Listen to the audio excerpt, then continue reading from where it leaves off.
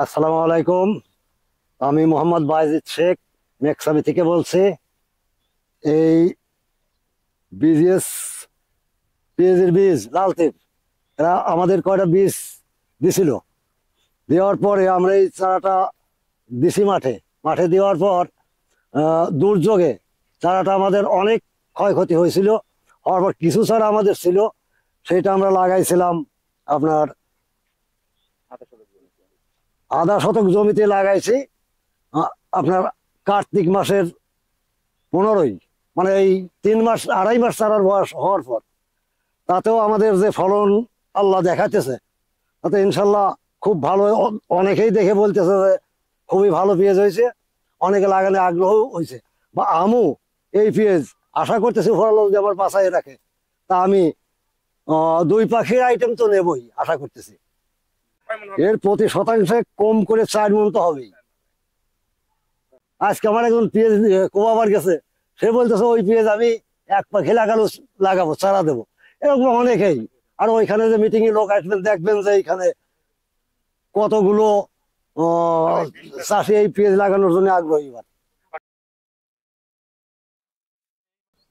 আসসালামু আলাইকুম, আমি রাজু আহমেদ মেকচামি মধুখালী ফরিদপুর থেকে বলছি।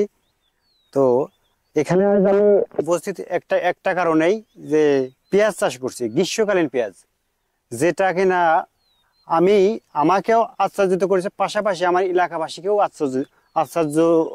আশ্চর্যিত হয়েছে যে এরকম ফলন আমরা আশা করি নাই। আমাদের আমাদের যে আশা ছাড়িয়ে গেছে ফলন। তা পেঁয়াজটা যখন আমরা রোপণ করি তখন চারার বয়স ছিল 3 মাস প্লাস। ওই বৃষ্টির কারণে লাগাতে পারি নাই সঠিক সময়ে। পরে লাগানোর পরে যে ওই বয়স্ক চারায় এরকম ফলন হবে এটা আশা করি নাই, এত বেশি ফলন হবে। আর এই পেঁয়াজটার আমি অন্য একটা বৈশিষ্ট্য আমি দেখছি, এই পেঁয়াজটা খুব দেশি পেঁয়াজের মতো দেখতে, এর কালারটা দেশি পেঁয়াজের মতো। এবং এই পেঁয়াজটা আমার মনে হয় ঘরে 2 থেকে 3 মাস সংরক্ষণ করা সম্ভব। আমি চাষি ভাইদের উদ্দেশ্যে বলবো এই পেঁয়াজটা আপনারা চাষ করেন, এবং এর যে সফলতা, এর যে গুণাগুণ, এটা আপনারা নিজেরাই যাচাই করবেন। এটুকু আমি বলতে পারি। আমি মোহাম্মদ হাসান আলী খান, সাবেক চেয়ারম্যান মেকচামি ইউনিয়ন পরিষদ। আসলে আমি খুব ফসল প্রিয় মানুষ। তা আমার বড় ভাগিনা এই ফসলটা করেছে। আসলে কি আমরা চিরদিনই জানতাম যে শুধু পৌষ মাঘ মাসেই এই পেঁয়াজ লাগাইলে হয়, কিন্তু এখন দেখছে 12 মাসই যে এই পেঁয়াজ হয়, এত সুন্দর পেঁয়াজ হয়, এটা আমার জানা ছিল না। আমি নিজেও এই পেঁয়াজটা করব। এবং লাল তীরকে আমি ধন্যবাদ জানাই যে বিদেশ থেকে এই যে এত সুন্দর বীজ আমদানি করে আমাদের বাংলাদেশের সমস্ত চাহিদা মেটাবে, এবং সব মানুষই যেন কৃষির দিক ঝুঁকে পড়ে এবং এই পেঁয়াজের দিক ঝুঁকে পড়ে, এবং অ্যাভেলেবল এই বীজ যেন আমরা সাপ্লাই পাই। আসলে কি কৃষি আগে আমরা নিম্ন পর্যায়ে মনে করতাম, কিন্তু কৃষি যে কমার্শিয়াল নয়, শুধু কৃষি যে শিল্পে পরিণত হয়েছে সেটা লাল তীর দেখাই দিয়েছে। এই আমি আহ্বান জানাই যে লাল তীরকেও ধন্যবাদ জানাই যে এত সুন্দর বীজ আমাদের দেশে 12 মাসি পেঁয়াজ এবং মশলা জাতীয় ফসল আমাদের বাংলাদেশ যেন অন্য দেশের কাছে হাত না পাতা লাগে, এই পেঁয়াজ যেন সবাই আবাদ করে। ধন্যবাদ সকলকে। আসসালামু আলাইকুম, আমি Mohammad Shafiqur Rahman, divisional manager Lalteer seed limited.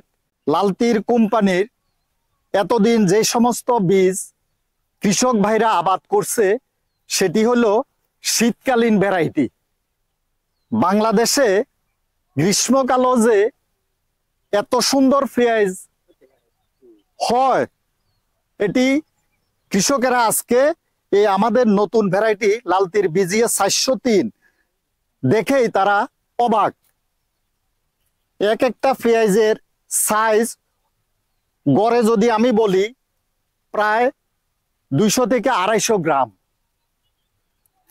আমার মনে হয় এই পেঁয়াজটার যদি পরিচর্যা সঠিক সময়ে করা হয়, আমার মনে হয় বিঘা প্রতি ফলন অন্তত আর মনে হয় 150 মণ ছাড়িয়ে যাবে।